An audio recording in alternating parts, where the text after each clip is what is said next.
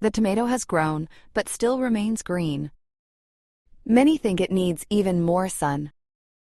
But in summer, the problem is often too much heat. When it's too hot, tomatoes turn red more slowly because it's harder to create lycopene, which gives them their red color. That's why large fruits can stay green for days. Here's what helps then. First, do not thin the healthy leaves around the fruits. Those leaves protect tomatoes from too much sun. Second, during the hottest part of the day, stretch out the shade netting. Third, water evenly. Do not allow the soil to dry out completely. Then, do not suddenly soak it with a large amount of water. Fourth, put straw around the plant. Straw cools the ground and preserves moisture.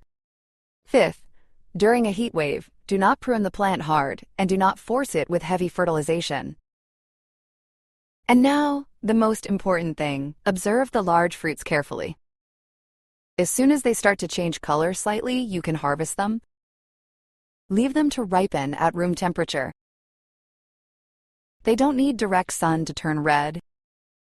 So do not thin out the leaves, create shade, water evenly, and put straw. Often this is enough for the tomatoes to continue ripening normally.